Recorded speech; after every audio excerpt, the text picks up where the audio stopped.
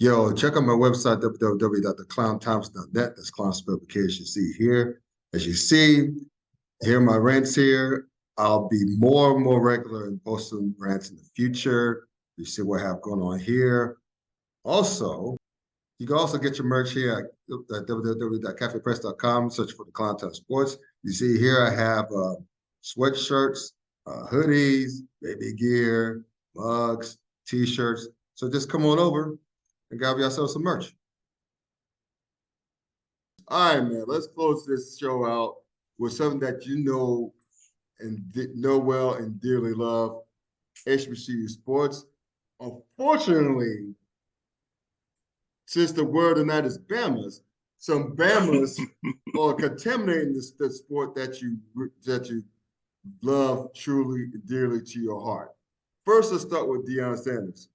Former Jackson State coach, now current Colorado coach, Deion Sanders tweeted last week that he was, quote, ashamed of the 31 NFL teams after Isaiah Bolden was a lone HBCU player drafted. He was drafted out of Jackson State as a cornerback and returner, selected by the New England Patriots in the 7th round. So also to someone who doubled back to piggyback on that rather was one Dez Bryant. Mm-hmm. And he had this to say, and I quote, in order for an HBCU to thrive, you're going to have to throw these colleges into these big conferences like the Big 12, Pac-12, SEC, etc., and allow these colleges to get better over time. Let's keep it real. And, well, now for him to throw the Pac-12 in there is suspect in of itself, given what's going on with them, but that's not a here nor there. The fact of the matter is, man, these are two guys who really don't know what the hell they're talking about. So which one do you want to go first? Which one do you want to take first? I want to do it in chronological order. Okay, right? Let's go to prime time. Go start with Coach Prime first. Yeah. As much of an issue, actually, this issue, I was going to originally say that it's an FBS issue because I think they had about 11 guys get drafted from the FBS level. Mm-hmm. This is a college football issue. It's the FCS or FBS? I'm sorry, it's an FCS issue. Okay, gotcha, thank you. Mm-hmm. But God, you could also throw FBS in there as well, right? Sure. I'm still doing the numbers on this because I want to go ahead and see what these numbers bear out over the past 3 to 4 years. Mm-hmm. But in this season, we've had 40% of the players drafted in this past draft. Right. It's got from 19 teams. 19 team totals gave us 40% of the NFL draft. Right. That's insane. Yep. We had almost 40 guys come from 4 teams. And yes, all 4 of those teams were the teams that participated in the FBS playoffs. Mm-hmm. Mm-hmm. So, this is a thing in which, again, I've said it before in this show, and I'll say it again, where NFL scouts, maybe they're lazy. A lot of people like to believe they're just drafting the best available talent. We really won't know until they play and it bears out, right? But unfortunately, sure. A lot of these guys from programs that aren't Power 5 programs, mm-hmm. at best, they'll make it to mini camp. At best, if they're not undrafted free agents. And even in those situations, it's difficult to make it to a 53-man roster. Hell, if you're a draft pick from the rounds 5 and below, it's difficult exactly. making it to an NFL roster. And in most cases, that's when those guys get drafted. Mm-hmm.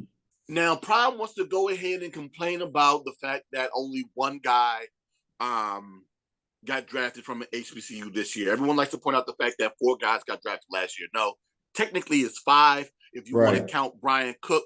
Yes, Brian Cook finished his career at Cincinnati, mm-hmm. but started his career at Howard University. Right. A lot of people don't remember that, don't care to want to know that. So I always count that as 5, especially in this era of transfer portals where guys are transferring as much as they do. It's going to be kind of hard to label guys what school they go to, unless you just want to stick with the school in which they finished. But that Sure. might even be a situation where they may have only played there a year, but that's a whole nother tangent that I don't want to go to right now. Let me get back to the focus. Right. So Prime wants to complain about the fact that there's only been one guy drafted out of this draft. Oh my God, if only there was a guy that was a former Hall of Famer in the NFL that has clout and has influence with team GM, scouts, coaches, and owners that could potentially help get more guys drafted that was participating, or maybe even say, even what, a coach, maybe even an assistant coach, or hell, even a head coach at an HBCU to help these guys get drafted. Maybe more of these guys will get drafted. Oh, but wait. We did have that guy in Deion Sanders, who oddly enough decided to leave because he wanted to elevate before it was time to terminate his time down in Jackson State. Even more interesting, of course, where GMs and a lot of these media pundits love to talk about when this topic of conversation comes up, is the lack of talent that's at HBCUs. I wonder what an HBCU would look like if they had the number one overall player come there and play for them. Could he potentially go pro and help get more attention to not only that program, but potentially to the conference? Oh, wait, Jackson State had that in Travis Hunter. But along with Travis and his guy and Deion's son Shador, and a couple of other players, they all transferred to Colorado. So all of that conversation about being disappointed in HBCU guys not moving up to not getting drafted to the NFL, when you were in a position to help affect that, bro, I don't want to hear from you. I don't. Right. I don't. You got other problems that you're dealing with in Colorado. I don't know what the realistic number is. I just saw a graphic that said 71. I saw something that said 43. I don't know, but you got players leaving in mass exodus out of Boulder right now. And you know what? To their defense, them Bamas did go 1-11 last year. It's probably time for an overhaul. But you got your own problems to worry about. Allow us to worry about what we're worrying about over here with the HBCUs. But I do find it interesting with all the initiatives that have been created with the HBCU Combine, with the HBCU Legacy Bowl. The issue before these things were created was that we're not getting more opportunities for these guys to be in front of scouts and in front of GMs and in front of team owners. These things exist now, and we've only had, again, 5 guys over the past 2 years, well, 6 guys over the past 2 seasons get drafted from HBCUs. Is it really helping? What's the excuse now? So the excuse now is that these guys aren't talented. Isaiah Land isn't talented. Yes, he was picked up by, I'm grown when I say this, the Dallas Cowboys as an undrafted free agent, and God knows I don't want to see that Bama with a star on the side of his helmet. Yeah. And then we had several other players, including with my Washington Commanders picking up Joshua Pryor out of Bowie State as undrafted free agents.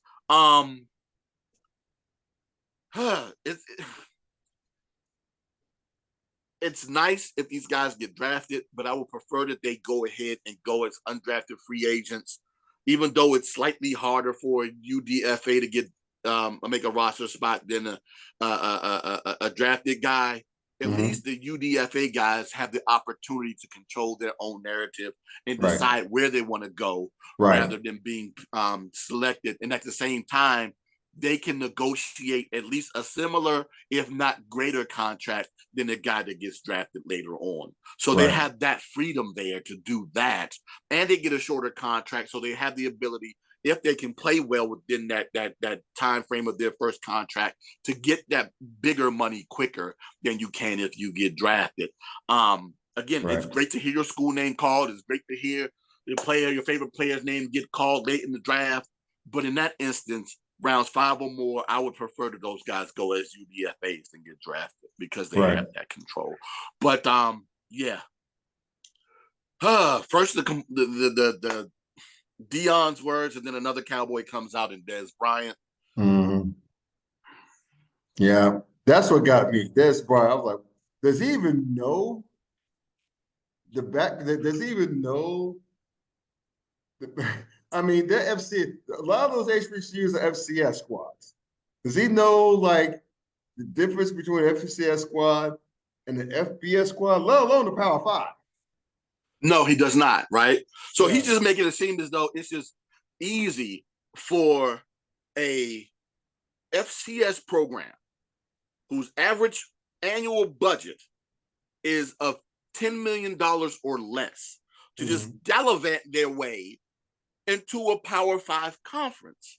And not just that, even if they could just say, you know what, I'm going to pick up my bags, forget about the fact that not only would these conferences become the have and have nots where the potential teams that could even think about going FBS, if those guys go, you still have a bunch of guys in the SWAC, in the MEAC that don't have the revenue in order to do so, and they would still be left behind. But that's another conversation for another time. I'm going to avoid the fiscal aspect of it as a whole, because apparently that bandit can't even understand that. Let me just stick to this fact. As it pertains to the money-generating sports, football, men's basketball, women's basketball, if you have it, hockey, if those HBCUs were to move over to those Power 5 conferences, they would literally become the next Rutgers in Nebraska and be there and get mollywopped on a weekly basis. And just because you're in a Power 5 conference doesn't necessarily guarantee that you're going to get drafted into the NFL. As much as it helps, it's not necessarily a guarantee. Can we run down the list of all of the Power 5 conference teams that had one player